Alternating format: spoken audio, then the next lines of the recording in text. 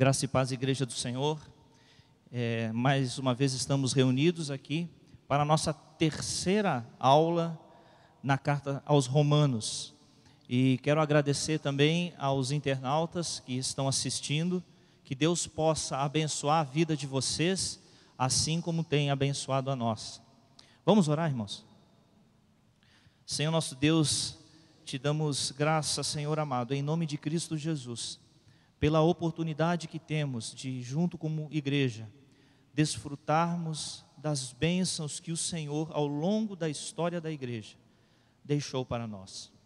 Obrigado, Senhor, pela vida do reverendo Antônio José, que tem se proposto a nos ministrar a carta aos Romanos. Obrigado, Senhor, pela carta aos Romanos. Que o teu Santo Espírito esteja conosco nessa noite, nos ajudando a entender, Senhor, aquilo que o Senhor deseja nos ensinar. Que o nosso coração esteja, Senhor, quebrantado na tua presença e de coração limpo diante de ti. Pedimos que o Senhor esteja conosco, em nome de Jesus. Amém. Eu gostaria de chamar o irmão Jonas, que vai ministrar um hino, e nos escaninhos do banco a gente tem a nossa Bíblia com o inário. Convido você a participar desse hino com a gente. Boa noite, meus irmãos. Abramos os nossos inários no hino número 42. Vamos cantar a primeira e última estrofes.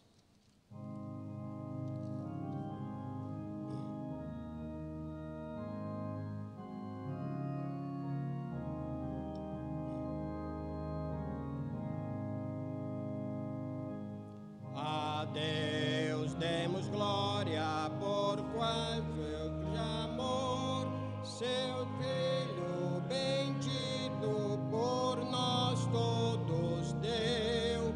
A graça concede ao mais vil pecador, abrindo-lhe a porta de entrada dos céus. Exultai, exultai, vinde todos louvar a Jesus Salvador, a Jesus Redentor. A Deus demos glória, porquanto dos céus seu Filho bendito por nós todos deu.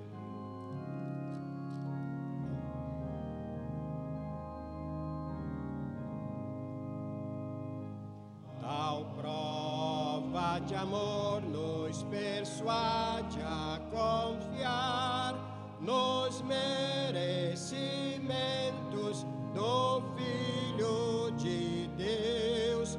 E quem a Jesus pela fé se entregar, vai vê-lo na glória eterna dos céus. Exultai, exultai, vinde todos louvar a Jesus Salvador, a Jesus Redentor.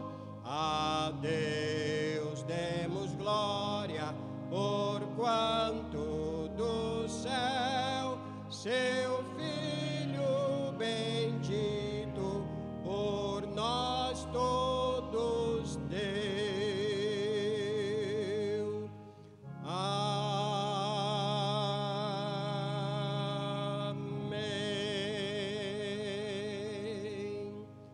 Maurício com a palavra. Meus irmãos, nós temos a grata presença de vários presbíteros sempre conosco aqui. Eu gostaria de convidar o presbítero Olímpio para que pudesse vir na frente e fazer uma oração pelo estudo da palavra, já orando pelo nosso professor, reverendo Antônio José. Oremos, irmãos. Pai querido, Pai bondoso, Pai amado, Senhor nosso, mais uma vez nós nos reunimos em Tua casa com o propósito, Senhor, de aprender mais de Ti através da palavra, do conhecimento e do entendimento que destes ao Teu servo, nosso irmão amado, pastor Antônio José do Nascimento Filho. Seja ele, Senhor meu Pai, um intérprete fiel dos teus propósitos.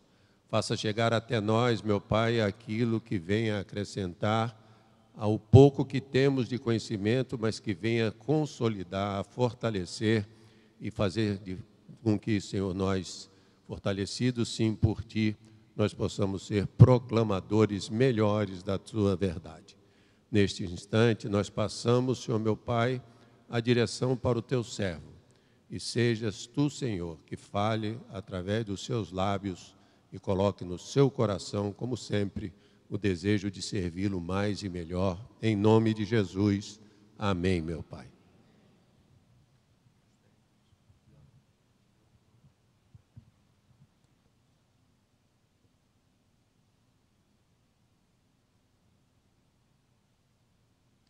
Meus queridos, meus amados irmãos, muito boa noite. Que a graça e a paz do nosso Senhor e Salvador Jesus Cristo seja com cada um de vós. É uma bênção nós nos encontrarmos reunidos mais uma vez para estudarmos a Palavra de Deus. Esse assunto é muito importante. Não é importante porque eu seria o expositor do assunto, mas é importante porque ele é importante por si só. Estudar a carta aos Romanos com um escrutínio minucioso, com a atenção que lhe é devida, é uma bênção para a vida da igreja. E eu creio que é um dos grandes fatores que tem corroído o cristianismo contemporâneo é a falta de conhecimento bíblico teológico. As pessoas estão sendo conduzidas por quaisquer ventos de doutrinas porque não conhecem a palavra de Deus. Vale a pena ressaltar e lembrar as palavras do próprio Senhor Jesus: errais não conhecendo as Escrituras nem o poder de Deus. Então, quando contemplamos o cristianismo hoje, o próprio IBGE, no último censo do ano 2010, declarou que no Brasil nós tínhamos 22 mil igrejas evangélicas. Então, isso é um estapafúrdio. Isso mostra, nesse mosaico multicolorido, multifacetado, são tantas crenças diferentes, são tantas ideologias e conceitos, até mesmo contrários à palavra de Deus, e as pessoas seguem por quê? Porque não conhecem a Bíblia Sagrada. Aí tem igreja aí vendendo vassourinha ungida, água benzida do Jordão, e vendendo e barateando a palavra de Deus, mercadejando o evangelho, vendendo colírio ungido. Eu vi há dias atrás uma igreja vendendo colírio ungido, um vidrinho bem pequeno de colírio por R$200, para as pessoas colocarem algumas gotas nos olhos, para que daquele dia em diante possam ver as grandezas de Deus. Então você pode imaginar o absurdo, mas essa é a realidade. E as pessoas vão lá e compram e acreditam, porque mostram a fragilidade, a tenuidade do Evangelho e o próprio distanciamento do Evangelho das suas fontes, das suas origens, né? Então, o grande desafio do cristianismo hoje é voltar às suas origens. Parece-me até que nós, na verdade, estamos precisando de uma segunda reforma protestante. Não no sentido religioso, já que temos muitas religiões, não no sentido institucional, mas no sentido de apego às Escrituras Sagradas. Precisamos cada vez mais voltar às Escrituras, porque o mundo de hoje não tem essa preocupação, né? Então, não há preocupação no mundo contemporâneo com as Escrituras Sagradas. O mundo vive um período de uma profunda crise mundial. Essa crise está pairando no Brasil aí, essa crise institucional, política, moral, ética. Isso é uma crise que está no Brasil bem presente, mas em todos os países já se contempla. Ou seja, o relativismo cultural, moral e ético é contemplado no mundo de hoje. As pessoas já não mais querem se apegar a valores os quais eles chamam de dogmáticos, o que a filosofia chama de axiomas, né? Valores axiomáticos. O axioma significa um valor tido como absoluto. Então, e quer queiramos que não, o cristão tem axiomas bíblicos e teológicos. Por exemplo, só Jesus Cristo salva. Isso não é a realidade da teologia batista, presbiteriana, isso é uma realidade da teologia bíblica e cristã. Em qualquer época do mundo, só Cristo salva. Eu não posso barganhar o Evangelho para agradar as pessoas, dizer que Buda é um porto seguro, Maomé, Dalai Lama, Cynthia Sai Baba, os novos gurus do budismo, e assim por diante. Então, precisamos compreender que alguns valores para nós são axiomáticos, são axiomas, que a Bíblia é inerrante, a inerrância da palavra de Deus. Isso é um valor axiomático para a fé cristã, que não há outro livro inspirado além da Bíblia, e que Jesus Cristo é o único caminho. Então são verdades, são axiomas bíblicos e teológicos que você não pode barganhar em nenhum lugar, em nenhum país, em nenhum contexto, a menos que queiramos baratear o Evangelho e apequená-lo diante do mundo contemporâneo. Por isso que eu creio que cada vez mais, quanto mais se aproxima da segunda vinda de Jesus Cristo, a igreja vai ter que ter esses embates no mundo contemporâneo, porque o que acontece, que eu vejo melancolicamente, é o que se chama politicamente correto. As pessoas querem ser politicamente corretas. Não, tudo está bem, cada um fica contente com o seu Cristo, é a visão da nova era. Então, que vai surgir o Avatar, o Maitreya, que vai amalgamar e reunir todas as religiões em uma só, e cada um vai ficar contente com o seu Cristo. Jesus é o Cristo do cristianismo, Buda é o Cristo do budismo, Maomé é o Cristo do islamismo, e cada um fica contente com o seu Cristo, com o seu ungido, já que Cristo significa ungido. Então cada um fica contente com o seu Cristo, com o seu ungido. Então isso é o chamado politicamente correto. Mas não há como ser politicamente correto se você quer ser verdadeiramente um cristão. Se você quer ser um cristão de fato, como a Bíblia ensina, não há como ser politicamente correto. Então, queridos, eu estava lendo recentemente um artigo na Newsweek, uma revista americana, e tinha lá uma entrevista com Richard Dawkins.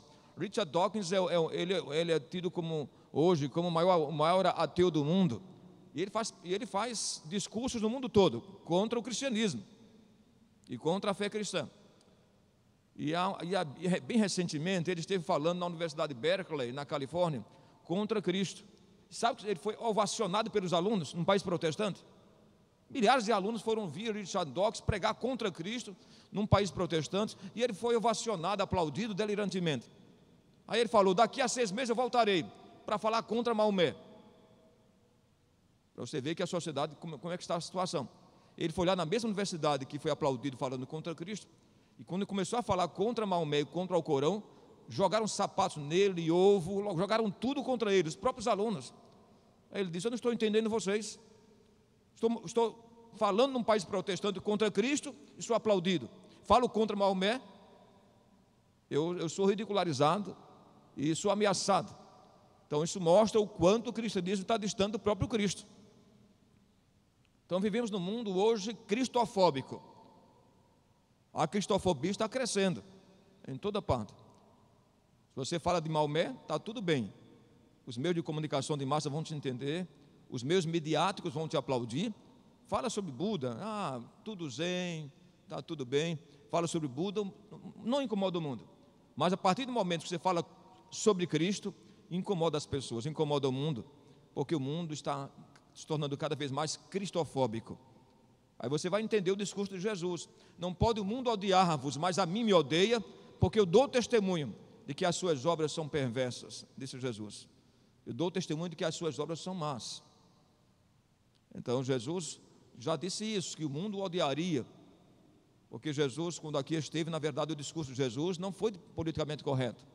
Vocês podem lembrar bem o discurso de Jesus. Ele chamou muitas vezes os líderes religiosos de raça de víboras, guias cegos, sepulcros caiados. Jesus falou em 2 caminhos: aqueles que estarão no caminho da eternidade, aqueles que irão ouvir dos seus lábios: apartai-vos de mim, malditos, para o fogo eterno. Ninguém quer ouvir um discurso desse. Jesus jamais foi politicamente correto. Então, o capítulo 2, o texto que nós vamos ter como perícope para a nossa reflexão, são os versículos 17 a 29, para terminarmos o capítulo 2. Mas para isso é necessário que nós leamos o capítulo, esse texto da palavra de Deus, da inerrante palavra de Deus. Nós vamos ler então a carta aos Romanos, a missiva do apóstolo São Paulo aos Romanos, capítulo 2. Iremos ler então os versículos aludidos. Capítulo 2 da carta aos Romanos, do apóstolo São Paulo, versículos 17 a 29. Leamos então esse texto da palavra de Deus. Como está sendo transmitido, se for fazer alternado, as pessoas não vão ouvir o seu texto que vai ser lido. Então peço que você acompanhe a leitura da palavra de Deus. Não é porque eu queira prender a atenção para mim, mas é porque, senão, se eu mandar vocês lerem, quem está assistindo, não vai poder ouvir a sua voz.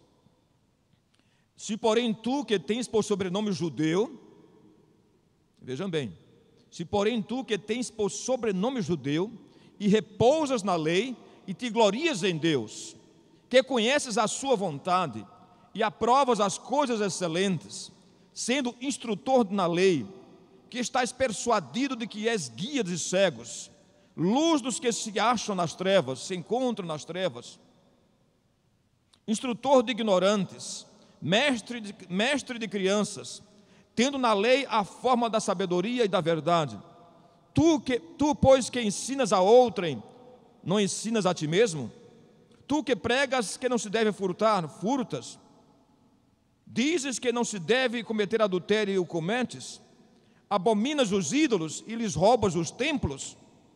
Tu que te glorias na lei, desonras a Deus pela transgressão da lei? Pois como está escrito, o nome de Deus é blasfemado entre os gentios por vossa causa.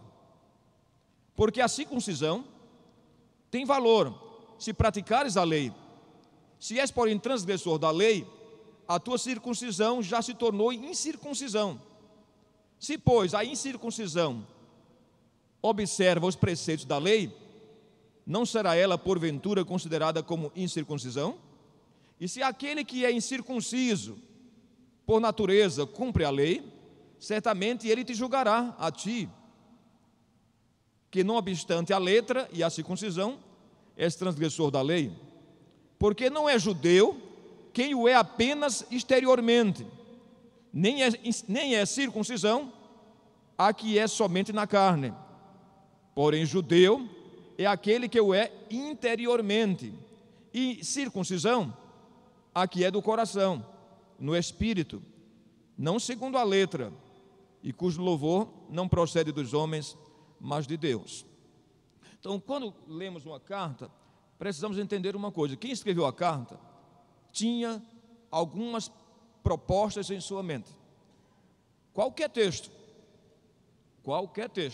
mesmo que você vá ler um livro de Paulo Coelho, As Valquírias, Monte 5, Brida, o Mago de Paulo Coelho, mesmo livros que as quais não adoto, mas já os li, por questão de academia, para conhecimento pessoal.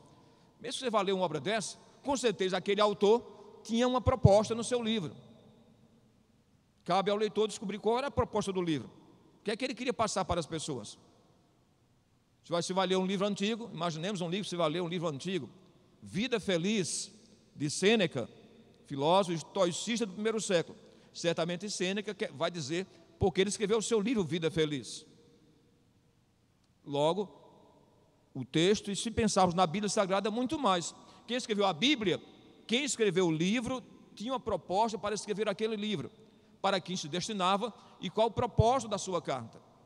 Quando lemos as cartas de Paulo, isso se chama, quando lemos a hermenêutica é um assunto sobejamente conhecido de pastores, daqueles que são afeitos à teologia. Hermenêutica é a arte da interpretação. A palavra Hermes, o deus da comunicação na mitologia grega, vem daí, vem do verbo hermeneu, comunicar. Então, hermenêutica, a arte da comunicação, a arte da interpretação. Então, hermeneuticamente falando, quem escreveu o texto tinha um sentido primevo. O primeiro sentido, a Bíblia tem um sentido próprio, que é o sentido dado pelo autor quando escreveu o texto. O problema de hoje é que as pessoas querem ler a Bíblia e cada um fazer a sua própria interpretação. Há dias atrás vi um pregador de madrugada dizendo: como Moisés abriu o mar vermelho com um cajado, o cajado hoje que vai abrir o mar vermelho da sua vida é a sua oferta. O texto não fala de oferta, não tem nada a ver com oferta, o cajado de Moisés. Então, alegoricamente, isso se chama alegoria, alegoricamente, o pregador querendo falar de oferta, ele vai ver a oferta em qualquer texto, que é do interesse dele ver a oferta. Então, por isso que é importante entender, quem escreveu o texto tinha um propósito. Então, quando Paulo escreveu a carta, a missiva aos Romanos, ele tinha uma proposta bem definida no seu texto, que é o sentido primeiro do texto. Eu posso hoje fazer uma leitura e tentar fazer uma interpretação ou uma aplicabilidade para os nossos dias, mas a partir do sentido primeiro dado pelo autor. É claro que a carta aos Romanos para muitas pessoas é maçante, é o que alguns dizem em inglês boring, né? Mas para quem ama Jesus, quem ama a palavra, não é. A palavra de Deus é sempre deliciosa, é palatável para o Espírito Santo e para nós. Não é chato ler a palavra de Deus. Para quem se debruça nas Escrituras Sagradas, certamente se nós estivéssemos aqui pregando curas divinas e milagres e portentos e maravilhas, essa igreja estaria cheia hoje à noite. Porque as pessoas querem um evangelho lexotan, um evangelho que toma e a azia passa e tudo passa e você melhora. E não é bem isso não. À luz do texto sagrado, quando Barnabé e Paulo estiveram em Listra, em Atos capítulo 14, versículo 22, o texto diz que naquela cidade eles animavam, Barnabé animava os crentes e dizia-lhes que através de muita tribulação nos importa entrar no reino dos céus. Então esse evangelho triunfalista, de que quem é crente não sofre, quem é cristão não passa por procelas e vicissitudes, é um falso evangelho, é um pseudo-evangelho, é um evangelho mediocrizado, é apequenado, que envergonha o evangelho de Cristo. Então, quando lemos as cartas de Paulo, você vai ver o quanto Paulo sofreu por amor a Cristo. Então, aqui nós colocamos aqui as principais premissas de Paulo nesse texto, nessa perícope aqui, Romanos capítulo 2, versos 17 a 29, eu coloquei aqui 4 razões principais porque Paulo escreveu esse texto. Vocês podem ver que Paulo começa chamando a atenção para o judeu, porque até ali Paulo tinha como se endereçava na carta para os gentios como um todo. Alguns teólogos até creem que ele contemplava os judeus, mas a maioria dos teólogos do Novo Testamento, os comentaristas, dizem que nesse texto Paulo refere-se especialmente aos judeus, aos seus compatriotas, aos seus patrícios. E Paulo começa falando de tu que és judeus, e ele começa a falar como os judeus viam a si mesmos. Nós vamos ver isso. Então, primeiro, Paulo diz que os judeus aspiram a ensinar os outros. Você que é judeu, que diz que é mestre no saber, que sente prazer na sabedoria, que diz que é mestre dos ignorantes e mestre das crianças. Então Paulo começa a dizer, primeira coisa que Paulo quer mostrar aqui, é que a análise que ele faz dos judeus, é que os judeus julgavam a si mesmos como pessoas hábeis e competentes para ensinar os outros. Eles não eram ensináveis. Os judeus não partiam na premissa que ele era uma pessoa ensinável. Deus o chamou para ensinar as nações, para educar as nações. Vocês lembram bem que quando Jesus cura o cego de nascença, e o cego é interpelado quem o curou, em João capítulo 9, e eles disseram ao cego, os doutores da lei, você deve dar glória a Deus, porque este homem que te curou é pecador. E o cego disse, se ele é pecador, eu não sei. Uma coisa eu sei, que eu era cego e agora vejo. E ficaram zangados com o cego. E o cego disse, olha, como é que ele é pecador? Porque nunca se ouviu falar desde a época de Adão, desde os nossos primeiros pais, que um pecador, um homem sem Deus, fizesse o que esse homem está fazendo. E o que é que os doutores da lei disseram para o cego? Como é que você que é cego quer ensinar a nós que somos doutores da lei? Então logo, havia de fato a arrogância, a soberba dos mestres, em achar que não tinham nada a aprender dos outros. Então Paulo está criticando aqueles que aspiram a ensinar os outros, mas cuja conduta não se harmonizava, não se compatibilizava com seus ensinos. Por isso Jesus, nós vamos colocar várias declarações de Paulo em consonância com o evangelho, com o ensino do próprio mestre. Vocês podem ver que Jesus muitas vezes criticou os líderes judeus por achar que não havia compatibilidade entre o que ensinava e o que viviam. Em Mateus capítulo 15, Jesus fala, fazei tudo quanto ele vos disserem. Na cadeira de Moisés, disse Jesus em Mateus capítulo 23, na cadeira de Moisés estão assentados os escribas e fariseus. Fazei tudo quanto eles vos disserem, mas não imiteis suas obras, porque eles dizem e não fazem. Olha que discurso forte, persuasivo de Jesus.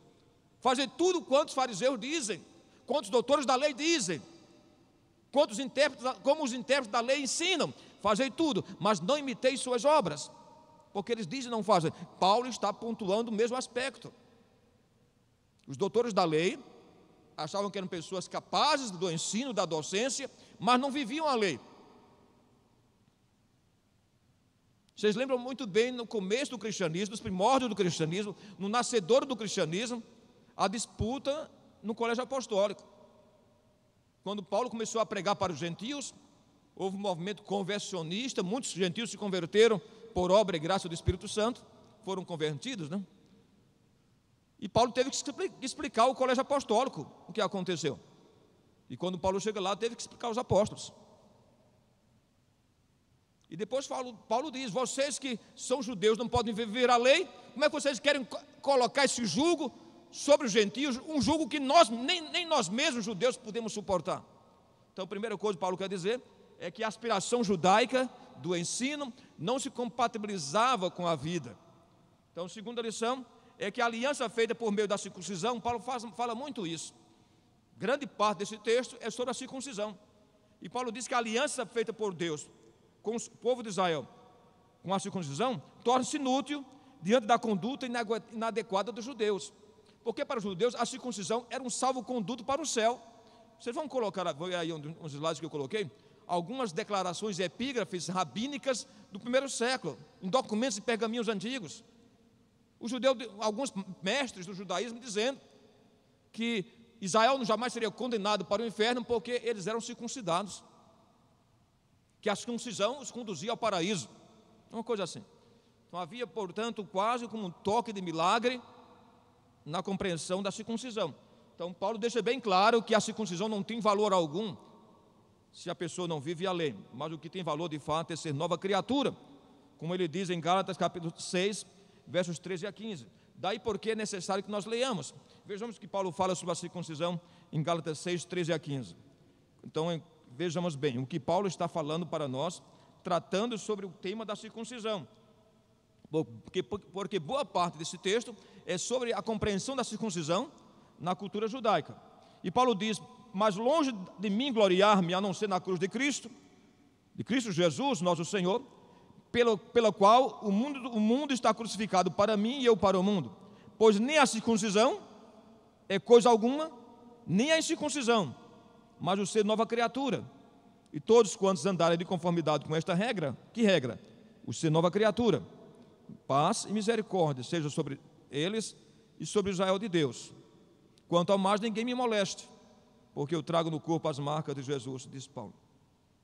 Então, meus queridos, um outro tema, um outro aspecto temático que se contempla é que os pagãos, Paulo mostra, isso é importante entender. Eu já fui a Israel algumas vezes, e uma das vezes que fui, o guia local que serviu de guia para nós em Israel era um judeu, que era coronel do exército israelense, chamado Rubem Nevo. Então, e o Rubem Nevo conversando comigo, ele disse: olha, eu estou escrevendo a minha tese de mestrado na Universidade Hebraica de Jerusalém, falou comigo, sobre o Evangelho de Marcos. Mas ele é judeu mesmo, não é um judeu messiânico, convertido não. Ele disse: eu sou judeu, mas estou escrevendo um texto na minha tese de mestrado, analisando o Evangelho de São Marcos dos cristãos. Mas estou comparando com as cartas de Paulo, e eu vejo que Paulo é altamente antijudaico, que Paulo odeia o judaísmo. Eu disse: não, Paulo não odeia o judaísmo. Mas ele não odeia se ele nos critica tanto, se ele critica tanto os judeus. A verdade é que Paulo, como um cristão, ele compreendia que só a graça podia planificar e agir salvificamente na vida do pecador. Que a lei tão somente nos serviu de guia, de aio, até nos conduzir a Cristo. O propósito da lei era conduzir o homem até Cristo. Dali em diante, só a graça. Por isso, tão pertinentemente, o Evangelho de João nos diz que a lei veio por Moisés, mas a graça e a verdade vieram por Jesus Cristo. Evangelho de João 1, versículo 17. Então, os pagãos incircuncisos, que não têm lei, que não foram circuncidados, tornam-se aceitáveis a Deus por causa da sua conduta, diz Paulo. A conduta dos pagãos, que sem lei vivem como se tivesse a lei, servirão de lei para si mesmos. E Deus olha para as atitudes presentes no coração das pessoas, e não por causa da circuncisão. Por isso que Paulo diz que o que importa não é a circuncisão da carne, mas a circuncisão do coração, a circuncisão do espírito, o ser nova criatura. Porque tudo isso, conforme diz Paulo aos Colossenses, era sombra, mas a realidade é Cristo. Muito bom você entender isso. Depois nós vamos perceber a compreensão de Paulo sobre os judeus. Vejam bem, deixa a sua Bíblia aberta e você vai ver como é que Paulo principia o texto. O texto de Romanos, capítulo 2, versículo 17, Paulo começa com essa declaração: se porém tu, que tens por sobrenome judeu, tu que tens por sobrenome judeu, e repousas na lei e te glorias em Deus, tu que tens por sobrenome judeu, é o versículo 17. Depois Paulo começa com declarações muito fortes. Em qualquer língua do mundo, em qualquer cultura, em qualquer gramática, o verbo é que traz ação ao sujeito. Vamos ver as atitudes verbais, as declarações verbais de Paulo. Vejamos bem, o que ele fala, ele vai, na verdade, escrutinando, com escrutínio minucioso, o judeu, o típico judeu dos seus dias. Primeira coisa, você que tem por sobrenome judeu, primeira coisa, você repousa na lei. Você está confiando na lei e não na graça. Repousas na lei. Segundo, te glorias em Deus. Dizem que conheces a vontade de Deus. Vocês também dizem que aprovam as coisas excelentes. Vocês são persuadidos de que és guia de cego e luz dos que se encontram nas trevas. Paulo está dizendo, vocês se julgam guia de cegos e luz daqueles que se encontram nas trevas. Vocês que se declaram instrutor de ignorantes e mestre de crianças. Vocês que têm na lei forma de sabedoria e a verdade está na lei. Vejam bem, todas as declarações de Paulo são muito importantes para entender para quem Paulo se destina e como Paulo os vê e como eles se viam. Gente, quando nós lemos a Bíblia, a gente vai perceber que nesse universo bíblico, de tantas pessoas que vemos na Bíblia Sagrada, até na vida de Jesus e com aquelas pessoas com quem se encontraram com Jesus em tantos momentos distintos, cada um tinha uma cosmovisão. A leitura de mundo que eu tenho é determinante. Você é aquilo que você pensa. A sua leitura de mundo é determinante para tudo que você faz e para todas as suas ações. Isso é muito importante. Por que os judeus, quando viam Jesus comendo com os publicanos e pecadores, diziam: porque como vosso mestre com os publicanos e os pecadores? Porque na compreensão judaica, eu não poderia compatibilizar-me ou amar ou ter afeição por alguém que não pactuasse comigo daquilo que eu penso, daquilo que eu creio, das minhas verdades pessoais. E interessante, Dr. Simon Kistemaker, foi até meu professor nos Estados Unidos. Dr. Simon Kistemaker faleceu há pouco tempo, um grande teólogo, um grande especialista do Novo Testamento, um grande exegeta. E ele, no seu comentário de São Lucas, ele diz que a compreensão de pecadores para os judeus era interessante. Então ele disse: olha, quando os judeus diziam, porque como vosso mestre com publicanos e pecadores? Para o judeu, para o teólogo, para o doutor da lei, o pecador não era aquela pessoa que tinha vida promíscua, devassa, profana.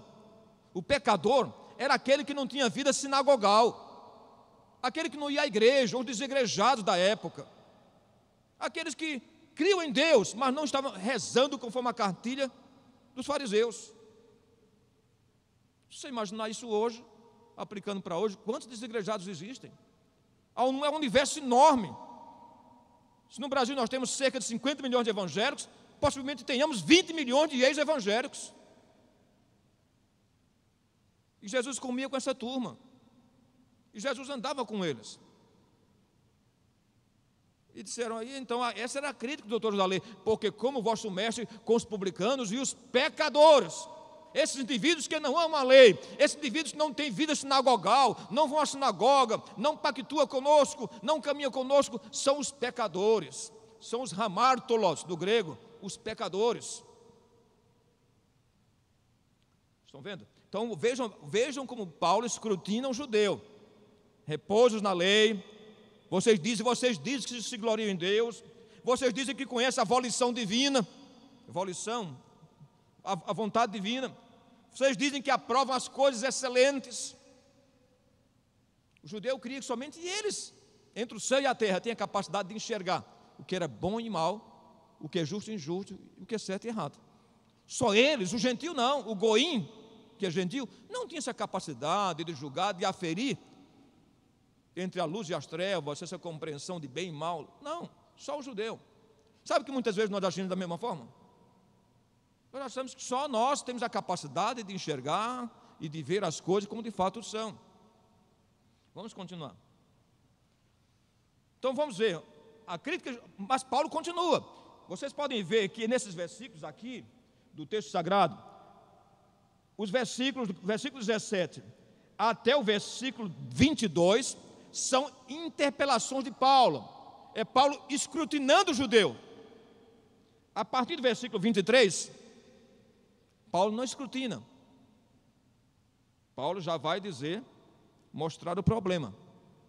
Vocês que se dizem que são julgadores dos outros, têm a capacidade de ensinar os outros, vocês que dizem que são mestres do conhecimento, vocês que se gloriam na lei e em Deus, por que vocês furtam? Por que vocês adulteram? Por que vocês são roubadores do templo? Então Paulo agora começa a responder. Vocês podem perceber a partir do versículo 23. Tu que te glorias na lei, desonras Deus pela transgressão da lei. Versículo 22. Dizes que não se deve cometer adultério e o cometes, abominas os ídolos e lhe roubas os templos. Versículo 21 ainda. Tu que pregas que não se deve furtar, furtas. E Paulo faz menção então de vários mandamentos que estavam sendo transgredidos pelos judeus que se julgavam os mestres da lei. Então vejamos então qual era o problema que Paulo quer mostrar para o judaísmo. Era o conflito entre a ortodoxia e a ortopraxia. Ortodoxia é o pensamento correto, a leitura correta das coisas as quais fazemos. Há um zelo muito grande hoje na igreja sobre a ortodoxia. Eu sou um ortodoxo, eu sou um presbiteriano da linha inerrantista, aliancista e assim por diante, né? Mas eu tenho muita preocupação com aqueles ortodoxos que não demonstram amor ao próximo, que não estão interessados pela vida pela questão ortopraxa do cristianismo, pela prática cristã. Eu conheço pessoas, por mais que são belamente ortodoxos, mas são uma secura, pior do que o deserto do Kalahari, pior do que o deserto do Saara, em termos de estima e afeto pelo próximo.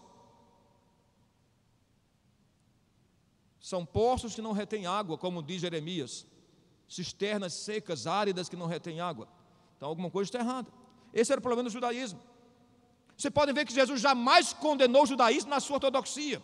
Jesus nunca disse, vocês estão pensando errado acerca de Deus. O ensino de vocês está totalmente errado. Não, Jesus disse que devíamos fazer tudo o que eles ensinassem. Então Jesus não estava condenando o judeu na sua ortodoxia. Jesus os condenou na sua ortopraxia. Porque os judeus diziam, mas não faziam. Não tinham a capacidade de perdoar a mulher pecadora. Jamais iriam à casa de Zaqueu. Jamais comeria com um publicano, muito menos com os pecadores, com aqueles que não tinham vida sinagogal. Amavam as saudações nas praças, mas só saudavam aqueles que eram afeitos, aqueles que comungavam com as suas crenças e com os seus dogmas. Que ensinas a outra e não ensinas a ti mesmo. Olha a questão entre a ortodoxia e a ortopraxia. Que pregas se não se deve furtar, mas furtas. Dizem que se deve cometer adultério, mas o cometes. Abominas os ídolos, mas lhes roubas os templos. Vocês podem ver, lembrando vocês, o que aconteceu quando Jesus tomou a zorrague e expulsa os cambiadores do templo, os mercadores do templo. Esse texto faz lembrar o que Paulo está dizendo. Então, o nome de Deus, disse Paulo, é blasfemado entre os gentios por vossa causa. Então, esse é o grande conflito do texto. Não havia simbiose entre o discurso e a vida. O pastor Caio Fábio, não me importa como está a vida dele, Deus muito abençoe.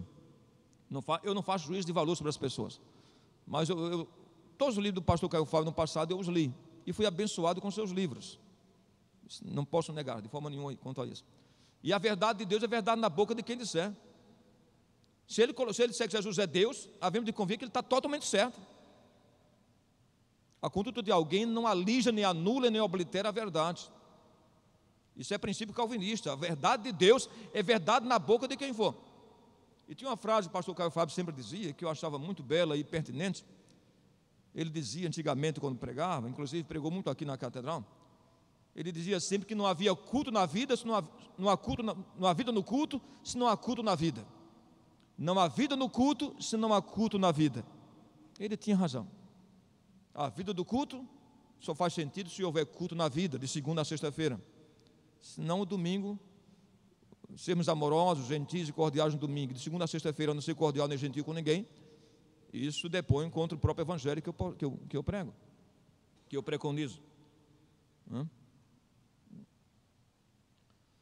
Tu que tem por sobrenome judeu, vamos analisar isso. Quando pensamos nos judeus, essa palavra judeu é uma palavra que foi usada e cunhada para a comunidade de Israel após o cativeiro babilônico. Porque até o cativeiro babilônico, o povo de Israel era chamado povo hebreu ou povo de Israel. Lembro a vocês que Israel, houve a ruptura e tornou-se então 2 reinos.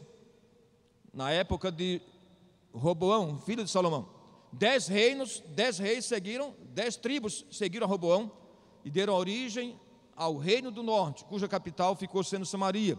E 2 tribos ficaram com Jerusalém como capital, as tribos de Judá e Benjamim.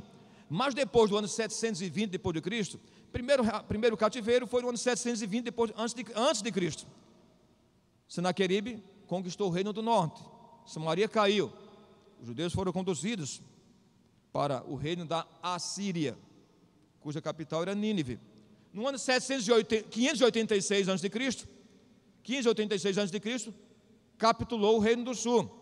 O reino do sul, cuja capital era Jerusalém, caiu nas mãos das forças dos exércitos de Nabucodonosor. Os judeus que vieram da Babilônia por volta do ano 510 a.C., depois do cativeiro de 70 anos, os israelitas já não se chamavam mais de israelitas e hebreus, se chamavam de judeus, porque foi a tribo de Judá que foi para o cativeiro. A Bíblia não registra retorno dos judeus que foram para a Síria. O retorno do cativeiro foram aqueles que foram conduzidos para a Babilônia.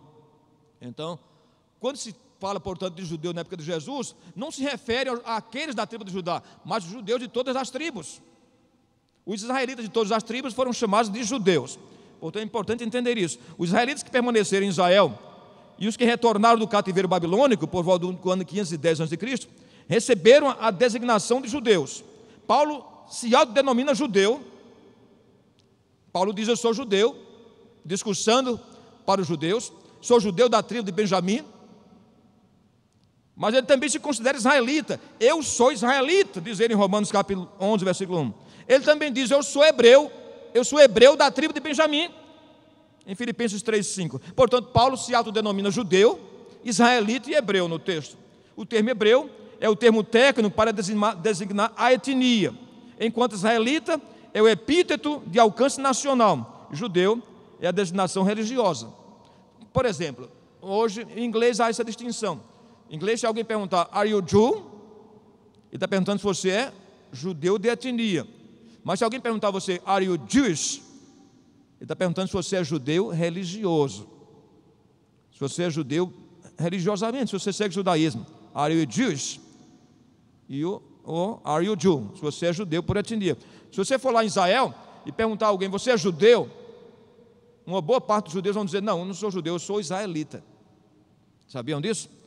O judeu que não é religioso, ele mesmo em Israel se autodesigna como israelita. Eu sou cidadão israelita, eu não sou judeu. Judeu é quem segue o judaísmo. Os judeus leigos, os judeus que não seguem o judaísmo, os judeus laicos, que fazem parte do laicismo em Israel, se declaram israelitas e não judeus. Então, mas Paulo está dizendo, você que tem por sobrenome judeu, você que está comprometido com a lei, você que segue a lei.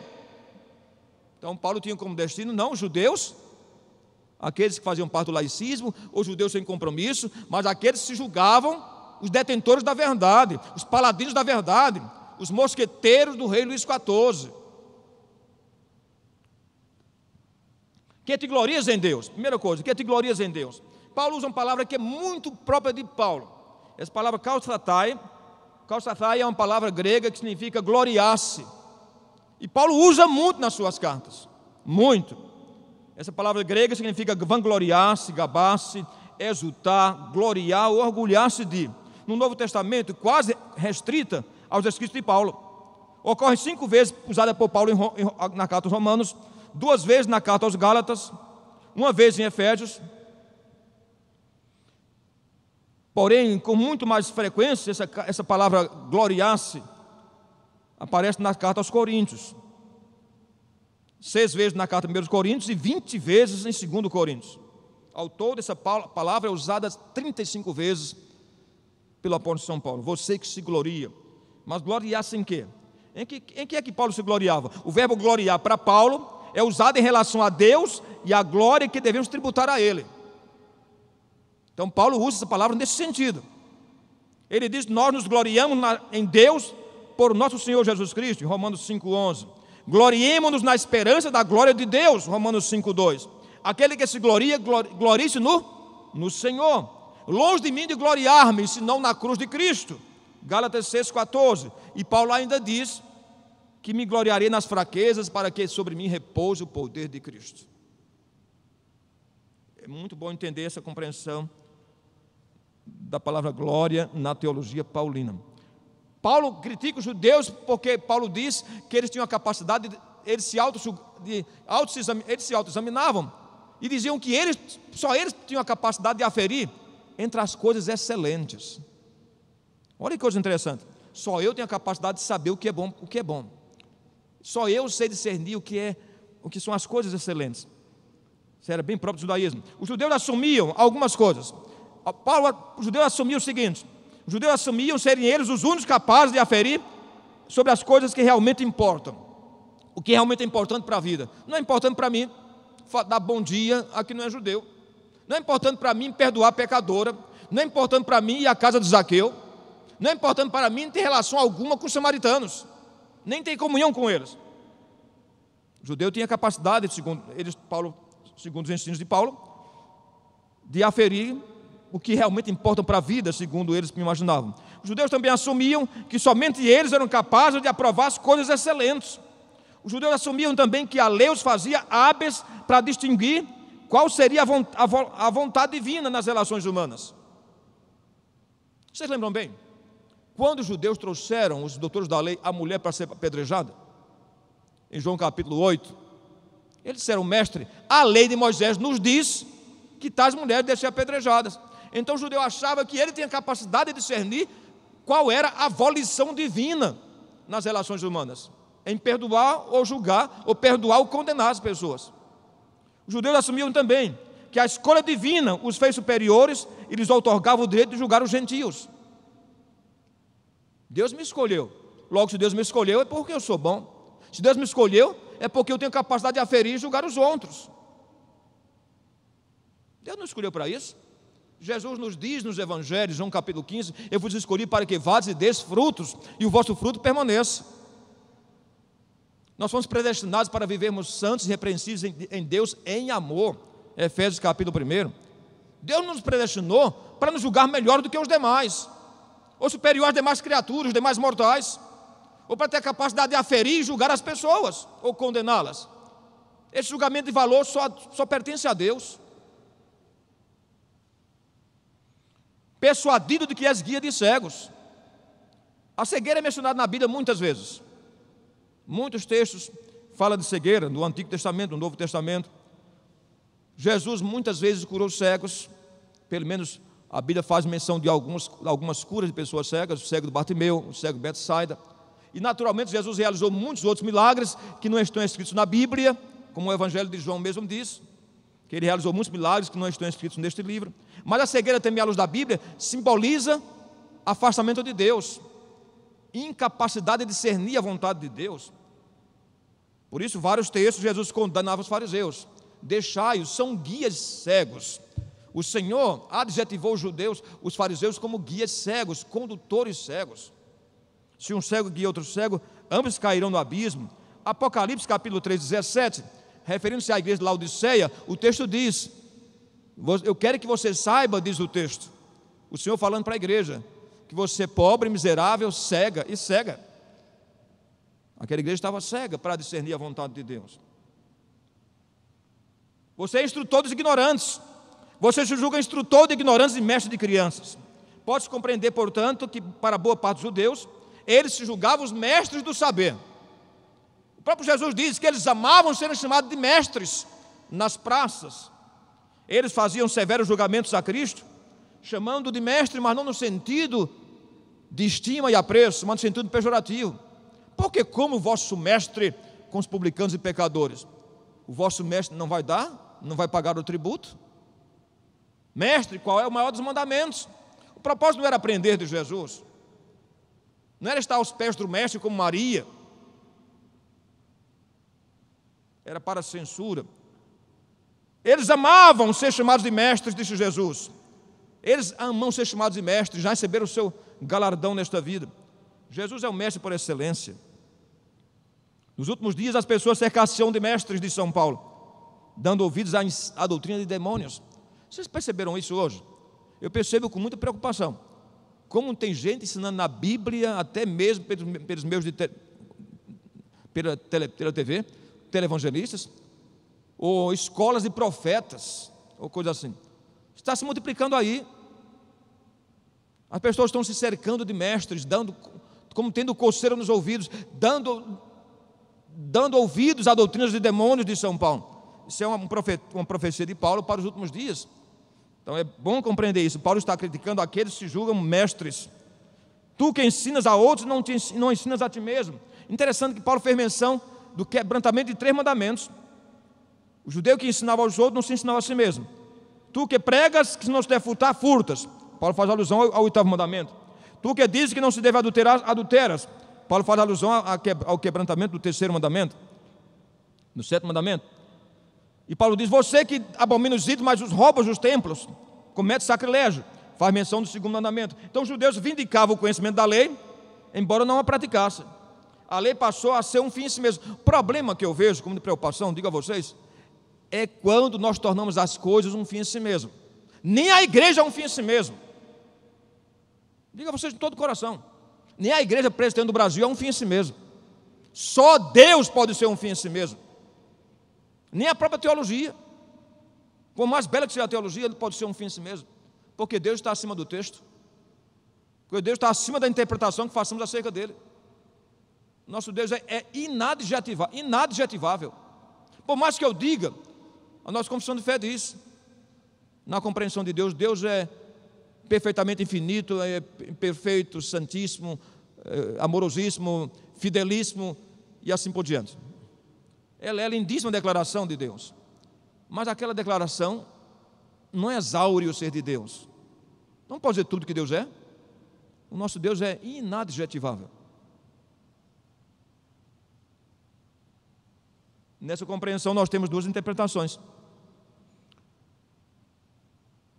Para Calvino cria no Deo Revelatus, expressão do latim, o Deus revelado, que podemos conhecer a Deus plenamente naquilo que Ele se revela a nós.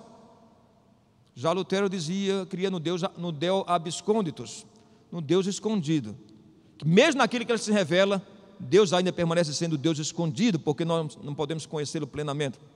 Mas nós calvinistas cremos que no Deo Revelatus, que podemos conhecer a Deus plenamente naquilo que Ele se revela a nós. Mas o fato é inconteste, iniludível, à luz da Bíblia, só Deus é um fim em si mesmo. E esse foi o problema do judaísmo. Fizeram da lei um fim em si mesmo. Fizeram do templo um fim em si mesmo.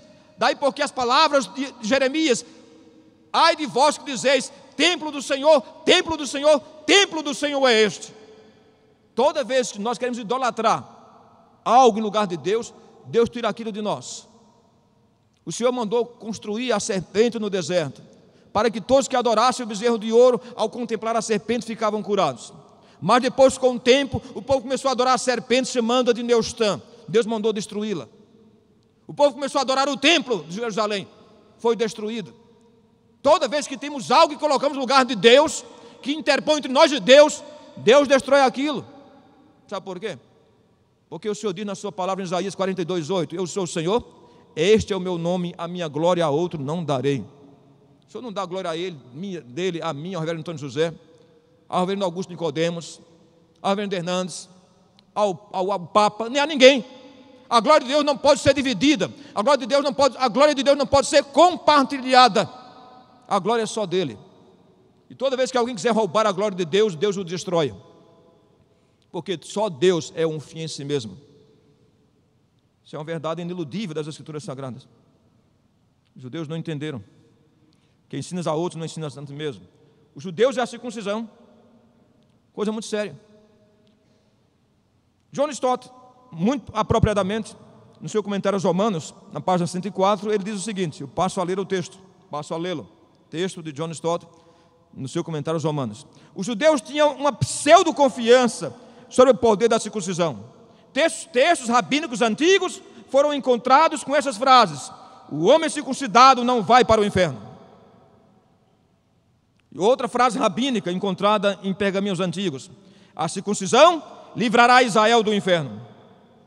Continua John Stott: é verdade que a circuncisão era um sinal dado por Deus para selar a sua aliança com eles, mas não era um passe de mágica, nem um rito milagroso. Ela não lhes conferia um seguro permanente contra o julgamento de Deus. Estão vendo? Mas pode ser que nós não tenhamos circuncisão, mas tenhamos a nossa instituição no lugar da circuncisão.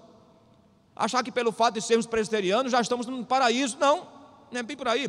Acharmos que somos batistas, vamos para o céu. Achar que a nomenclatura e a idiosincrasia religiosa nos garante o paraíso. De forma nenhuma. A idiosincrasia religiosa não tem poder salvífico, não garante ninguém, nem é salvo-conduto para a eternidade, só o sangue de Cristo. Daí porque a lembrança tão auspiciosa e necessária de lembrar de Apocalipse, dos salvos na glória, na visão apocalíptica e beatífica de João, em Apocalipse capítulo 7, versículos 9 a 14. Quem são aqueles de vestidos brancos, de palmas nas mãos? Perguntou o anjo. Interpelou o anjo e João diz: eu não sei, tu sabes. E o anjo disse: esses são aqueles que vieram da grande tribulação e lavaram as suas vestes e os alvejaram no sangue do Cordeiro. Discrepâncias aparentes. William Hendricks é um outro grande teólogo do Novo Testamento, gosto muito dele. Nos comentários, é um grande reformado. Em seu comentário aos Romanos, página 142, ele faz a seguinte assertiva, a seguinte afirmação: um perfil do contraste entre o judeu genuíno e o meramente nominal, e entre a circuncisão do coração e a circuncisão literal. Na verdade, a circuncisão de nada aproveita, mas só se você puser a lei em prática.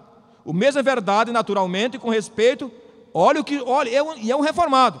O mesmo é verdade, naturalmente, com respeito à água do batismo e com respeito ao pão e o vinho na Santa Comunhão, como sinais e selos. Essas coisas têm valor, mas só quando acompanhadas pela obediência. Ninguém vai ser salvo porque faz parte da Eucaristia. Ninguém vai para o céu porque comunga. Não há poder salvífico, divinatório, milagroso, potentoso na Santa Ceia. O fato de comer o pão e beber o cálice não te dá a garantia do paraíso. O fato de ser membro de uma igreja presbiteriana ou de qualquer igreja evangélica não te garante o céu. É necessário ter uma experiência do novo nascimento. É necessário ter Cristo no coração. É necessário ser remido pelo sangue do Cordeiro. Essa mensagem, ainda que resumidamente, cheguei a ter aqui com vocês. Na próxima semana, se Deus quiser, nós sequenciaremos tratando do capítulo 3 sobre a depravação total dos homens. Capítulo 3, Paulo fala sobre a doutrina do pecado. É o que trataremos na próxima semana pela graça excelsa de nosso Senhor Jesus Cristo. Que o Senhor muito nos abençoe e nos guarde, que a graça do Senhor seja convosco, que a ternura do Espírito Santo esteja com cada um de vocês. É o que eu almejo e anelo e auguro de todo o meu coração. Amém.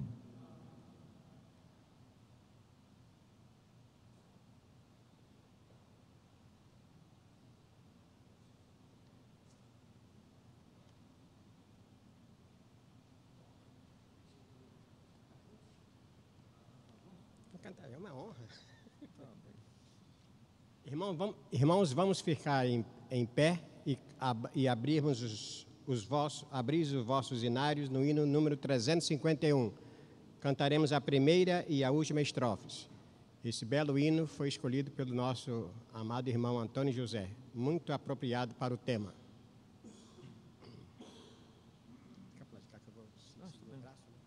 Está bem. Me apelidaram de maestro agora. Eu? É, o senhor.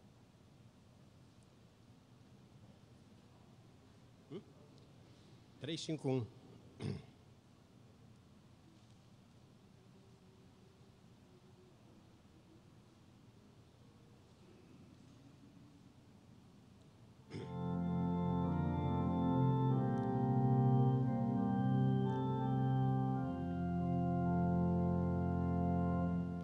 Quero ouvi-lo mais outra vez, belas palavras de vida, narram tudo o que Cristo fez, belas palavras de vida, elas vêm de cima, seu poder anima, que alegres são, essas palavras de vida, que alegres são, essas palavras de vida. Terceira estrofe. Só Jesus Cristo é Salvador, belas palavras de vida, quer salvar todo pecador, belas palavras de vida, Ele vivifica e nos purifica, que alegres são, essas palavras de vida, que alegres são, essas palavras de vida. Amém. Amém. Podeis assentar, meus irmãos. Nós vamos ter um pequeno tempo agora. Se alguém quiser fazer alguma pergunta para o nosso professor, a gente vai ter uns 15, 20 minutinhos agora. Alguém tem alguma pergunta? Eu vou fazer uma para o professor, aí depois você vai pensando aí se você quiser ser o próximo. Professor, no versículo 24, até anotei aqui, a palavra de Deus que a gente leu, diz que o nome de Deus é blasfemado entre os gentios por vossa causa. Eu também poderia dizer por vossas ações. E se eu posso dizer que o nome de Deus é blasfemado por vossas ações, então o nome de Deus também poderia ser, ao contrário, glorificado por minhas ações?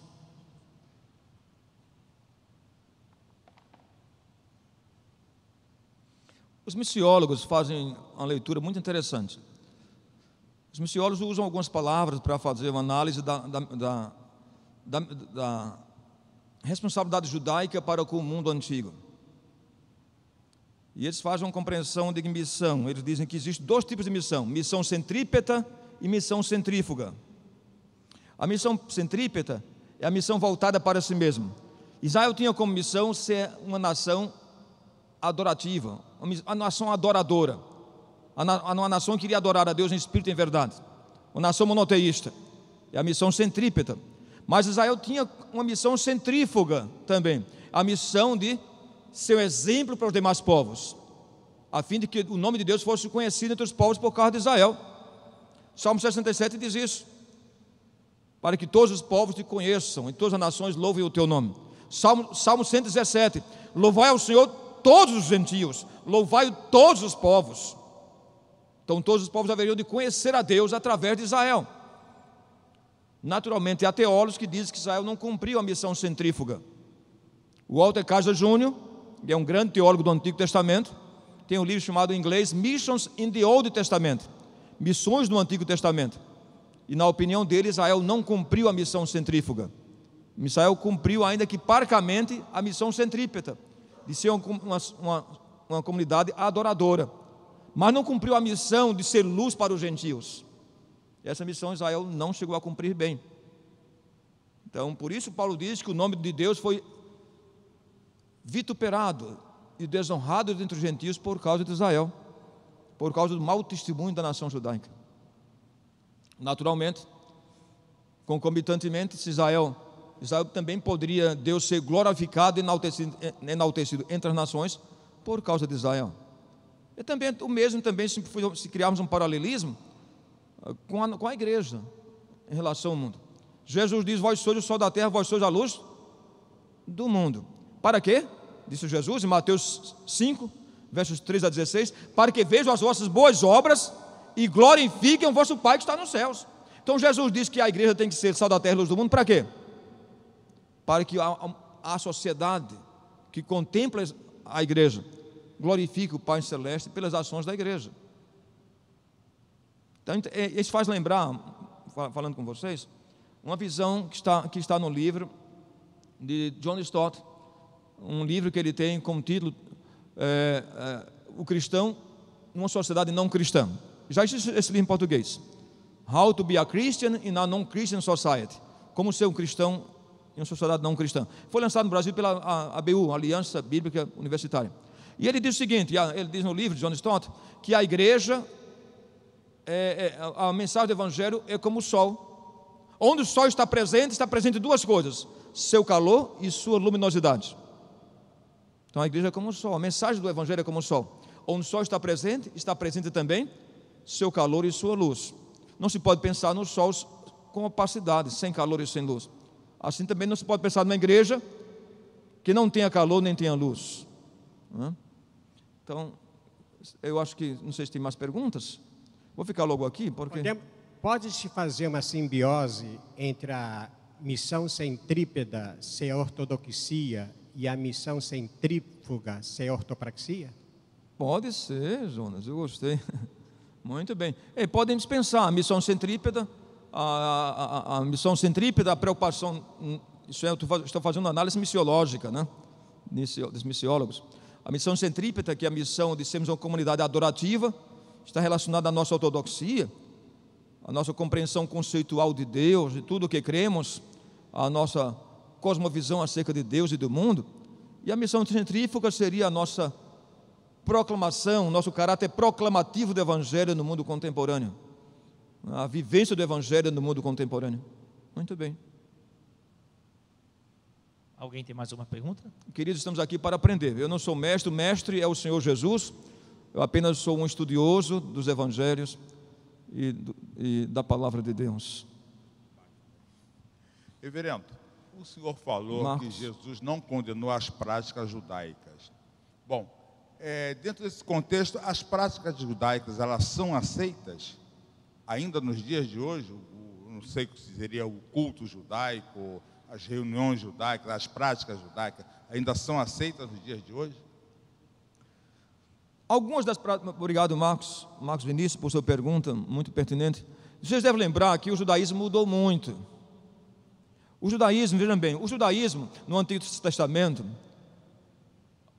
concentrava-se no templo, a vida do templo. Mas como o templo deixou de existir, Israel mudou de foco. Não há mais o templo, mas existe a lei. Apegaram-se à lei. Mas hoje Israel é uma comunidade tão distinta. Há várias compreensões do judaísmo, há várias correntes judaicas hoje. Os judeus que habitam em Israel hoje vieram de dois troncos de judaísmo, né? Os judeus asquenazitas e sefarditas. Asquenazitas são judeus que vieram para Israel quando o Estado de Israel foi criado em 1948, 14 de maio de 1948, os judeus que vieram do norte da Europa. Vieram da Alemanha, Holanda, Inglaterra, são judeus asquenazitas. Os judeus sefarditas são judeus do Oriente, que vieram também de Portugal, Espanha, Península Ibérica e do Oriente Médio, foram para Israel. Então, as comunidades asquenazitas e sefarditas, cada uma tem uma compreensão diferente do judaísmo, e também até mesmo de suas práticas. Há muitos segmentos judaicos diferentes hoje, mesmo porque, quando pensamos nos judeus, nós vemos muitas vezes esses judeus com kippá na cabeça, né? E sempre vestidos de aquelas roupas brancas, aquelas roupas pretas, não importa o calor, não importa o clima, são judeus que foram para Israel da Europa, né? Então, ou seja, há muito hoje em Israel as tradições, há muitas tradições, eles guardam muito as festas judaicas, se apegam muito às festas judaicas do Rosh Hashanah, o Ano Novo judaico, o Yom Kippur, o Dia do Perdão, a Pessah, a Páscoa judaica. Mas eu não vejo tantos judeus preocupados em viver a lei, não. Eles vivem mais a tradição do que a lei, hoje. Eu acho que os fariseus eram mais apegados à lei. Mas hoje não. Por exemplo, Israel tem 9 milhões de habitantes, mas judeus ortodoxos só são 500 mil. Então, Israel é quase um estado laico hoje. A maioria dos judeus não segue o judaísmo em Israel hoje. Israel como nação, a maioria dos judeus são judeus nominais. Judeus ortodoxos só são 500 mil em Israel hoje. Então, esse apego à lei que você vê no fariseu da época de Jesus, não é o apego do judaísmo hoje com respeito à lei e à Torá. Mais alguma pergunta, irmãos? Não? Reverendo, aproveitando, o senhor podia orar e impetrar a bênção para a gente essa noite? Muito obrigado. E que Deus abençoe a todos vocês e aqueles que vão assistir através dos meios de comunicação aí, né? No YouTube. Que Deus os abençoe. Saibam que eu não tenho a mínima pretensão, nem jamais eu teria, de exaurir o assunto. O mestre é o Senhor Jesus Cristo. Apenas sou um estudioso, tenho mestrado e doutorado na área da teologia, mas de fato eu sou mais um estudioso, sou mais um discípulo, um seguidor de Cristo. Estou aqui para aprender juntamente convosco. Sou amante da leitura, amante da academia, amante dos livros. Talvez eu saiba mais do que algumas pessoas, mas não tenho a mínima pretensão de exaurir o texto do Novo Testamento, mas simplesmente de fustigar você a estudar mais a palavra de Deus, a inerrante palavra de Deus. Que Deus nos abençoe, que o Senhor abençoe muitíssimamente a sua vida, que o Senhor derrame graça, que a multiforme graça de Deus esteja presente em sua vida a cada instante. É o que eu anelo de todo o meu coração. Receba a bênção dos apóstolos. Que a graça excelsa de nosso Senhor e Salvador Jesus Cristo, o amor de Deus, nosso eterno Pai Celeste, e a comunhão e a ternura do Espírito Santo, seja com cada um de vós, até Cristo voltar. Amém, Senhor. Amém, Jesus. Amém.